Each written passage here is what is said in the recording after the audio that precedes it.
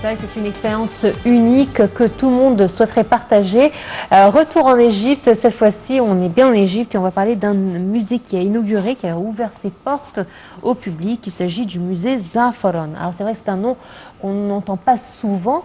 Et justement, Dr Rola Ghezi, notre invitée ce matin, ancienne doyenne de la faculté d'archéologie à l'Université du Caire, va nous en parler. Bonjour docteur.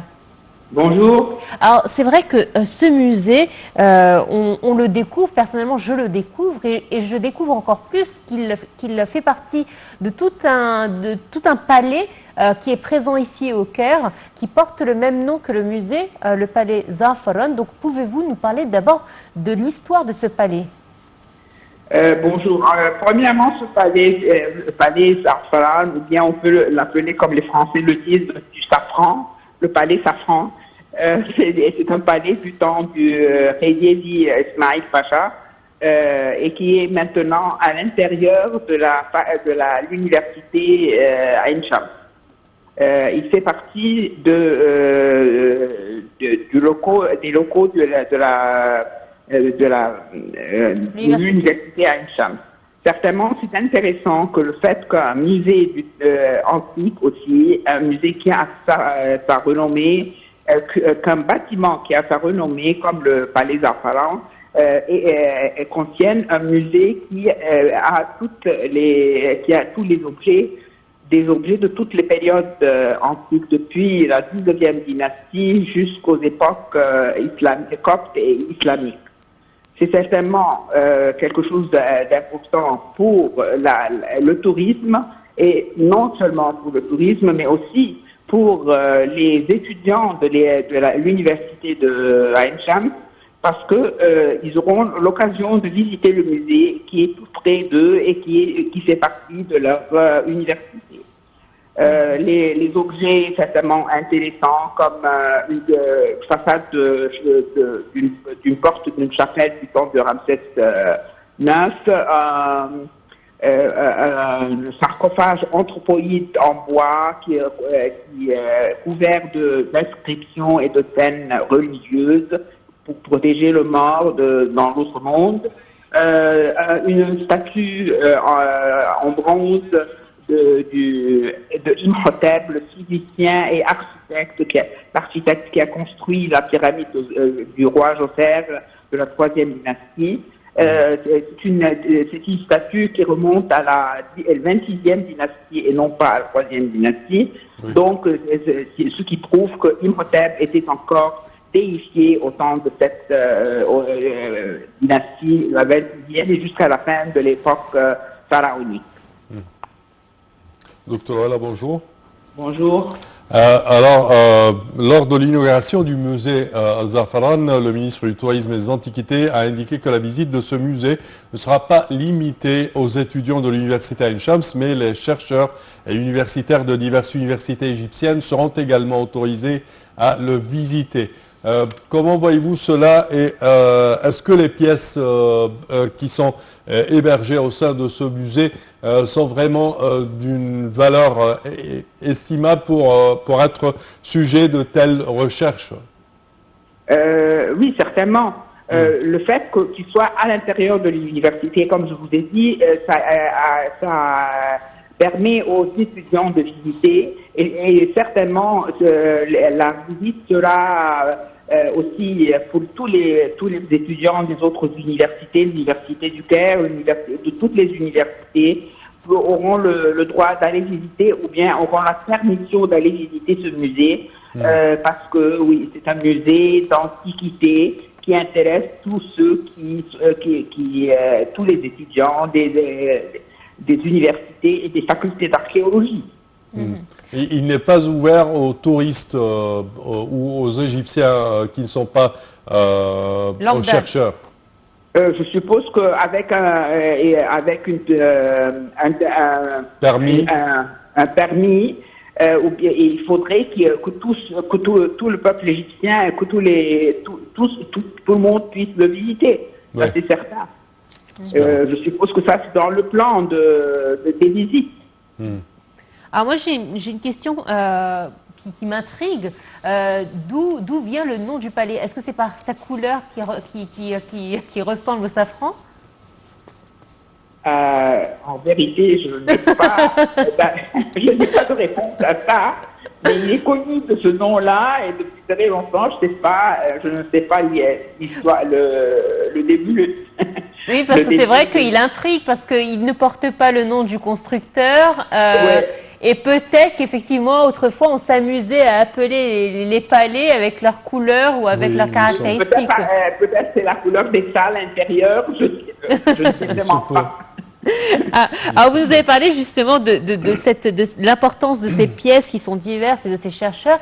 Et on se rend compte à quel point également l'Égypte est riche de par ces domaines de recherche, puisque vous nous dites que ce musée était affilié à l'université de Ain Shams, des chercheurs de Ain Shams. Ça nous montre également l'éventail que nous avons dans le domaine archéologique. Certainement, ce sont des facultés d'archéologie ou bien des départements d'archéologie qui datent de très longtemps. Et l'étude de l'archéologie partout en Égypte, dans toutes les universités, ils ont ce département qui est devenu aussi maintenant des facultés d'archéologie. Et parce que c'est très intéressant et de plus en plus nous avons des étudiants qui sont intéressés à étudier l'égyptologie ou bien l'art islamique aussi, et non pas l'égyptologie seulement, les antiquités de toutes les périodes de l'Égypte ancienne, de l'Égypte en général. Non, et le fait de savoir également que nous avons des musées, outre des musées qui, on va dire, à guichet, qui rapportent de l'argent par la venue de touristes.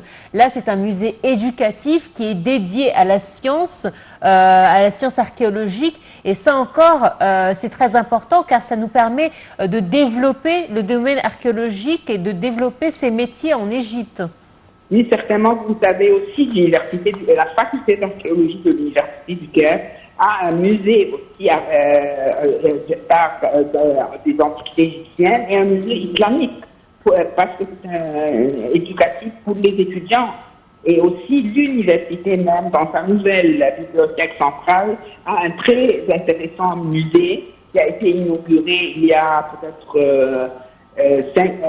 10 ans, peut-être, qui contient aussi des antiquités de l'ancienne Égypte et de toutes tous les recueils et les documents qui étaient conservés dans les bibliothèques de l'Université du Caire. Des choses très intéressantes du temps de Mohammed Ali aussi, des médailles et des livres et des manuscrits du temps de l'inauguration de l'Université du Caire, du temps de Taha Hussein. Il y a aussi des antiquités égyptiennes, des fouilles de la faculté d'archéologie. C'est un musée très intéressant et qui devrait aussi être visité non pas seulement par les étudiants, mais par les touristes et par le public général. Docteur Hollande, quand on parle de ce musée, je pense qu'il est destiné à faire un tout petit peu plus de conscience aux étudiants de l'université d'Ain Shams et aux étudiants et aux chercheurs et doctorants des universités égyptiennes de l'importance de l'Égypte et du patrimoine égyptien tout entier. Comment voyez-vous cela? Oui, certainement pour les étudiants qui ne sont pas spécialisés en égyptologie ou en art islamique et d'autres facultés comme la médecine, le commerce, toutes les autres facultés de l'université, quand ils visitent ce musée, certainement ils commencent à se rendre compte de l'importance de leur patrimoine et de l'importance d'étudier, d'avoir une idée de toutes les périodes de leur histoire. Et ça, certainement, c'est un plus pour les étudiants qui s'intéressent seulement à ce qu'eux ont choisi comme étude. Mais il faut savoir aussi que c'est très important pour eux de connaître l'histoire de leur pays. Alors l'archéologie égyptienne, nous le savons, était dédiée autrefois aux étrangers, aux figures de grands noms. Aujourd'hui, bien évidemment, les choses ont changé. Nous avons des archéologues égyptiens de renommée. Est-ce qu'aujourd'hui, c'est vrai, il est facile de former un bon archéologue égyptien ou est-ce qu'il nous manque encore des moyens? Certainement, certainement. Les professeurs égyptiens maintenant sont à la hauteur des étrangers. Et nous, les seuls moyens, peut-être les seuls moyens qui nous manquent un peu, ce sont le budget qu'on nous présente. Mais à part ça, pour les connaissances et des professeurs égyptiens dans toutes les universités, certainement que nous formons une connaissance, nous sommes à la hauteur J'imagine, bien évidemment. des Européens et des Américains, de toutes les autres nations. Et vous, à leur tête, docteur Ola Lorghezi, je rappelle que vous êtes ancienne doyenne de la faculté d'archéologie à l'Université du Caire et vous faites partie des grands noms dans l'archéologie égyptienne. Merci à vous d'avoir été des nôtres ce matin. Nous avons un sujet, n'est-ce pas, Samar, sur ce musée. Oui, chers téléspectateurs, un petit commentaire sur ce musée et les 167 pièces d'art et de diverses périodes historiques y hébergeant. Voyons ensemble.